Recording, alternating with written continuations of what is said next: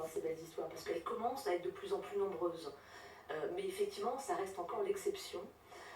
Moi, j'encourage tout le monde à lire un livre que je n'ai pas écrit, hein, donc je n'ai pas d'action. C'est le livre de Lalou qui s'appelle Reinventing Organization. Et dans ce livre, vers des communautés de travail inspirées. Et dans ce livre, en fait, on comprend comment un salarié, votre Christian, va réussir à produire cette idée, parce que déjà, il faut oser.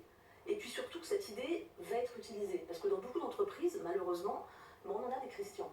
Mais les idées, elles restent à la cave. Parce qu'au-dessus, vous avez un manager qui, malheureusement, n'a pas encore, lui, fait sa mue et sa transformation. Et l'idée ne remonte pas. Bon, ça fait de très belles choses aussi. On avait une jeune femme il y a une demi-heure qui a quitté une grande entreprise. Elle était dans l'innovation sur une marque d'eau en bouteille.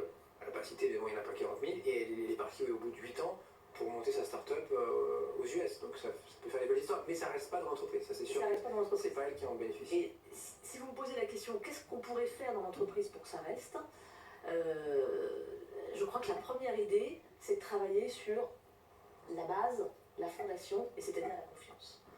Et la confiance, c'est un truc très compliqué, parce qu'on a beau le dire, on ne peut pas dire, voilà, je vais mettre la confiance comme ça et ça vient. Et pour ça, ça nécessite de travailler sur un modèle plus global. Alors, je ne sais pas si je peux vous parler ici de l'arbre de confiance, mais l'arbre de confiance, c'est un modèle qui a été... je ne sais pas si on peut le voir. Là, montrez-le, ouais, montrez-le. Je vous montre ça, ils sont les caméras. Ouais. Il bouge plus là, comme ça, il bouge plus. Voilà, l'arbre de confiance, c'est un modèle très systémique qui permet en fait de dire qu'à un moment je travaille sur la coopération, sur le droit à l'erreur, sur la capacité à dire les choses.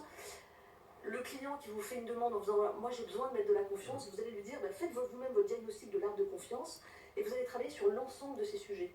Et c'est grâce à la systémique de l'ensemble de ces sujets que vous allez pouvoir effectivement faire en sorte que votre entreprise devienne verte aux couleurs de l'arbre et quitte le rouge qui ne permet pas justement un management plus libéré. Merci beaucoup Sylvie, c'était très clair. En 30 secondes, vous avez tenu le timing. Fondatrice de LibéRH, avec nous ce soir Sylvie Chevin, Julie Nagèche pour Dropbox et Alexandre Mullier pour Auchan Direct étaient nos invités ce soir. Courte pause, il sera 21h30 dans un instant, on va reprendre le journal de la tech avec encore beaucoup d'infos.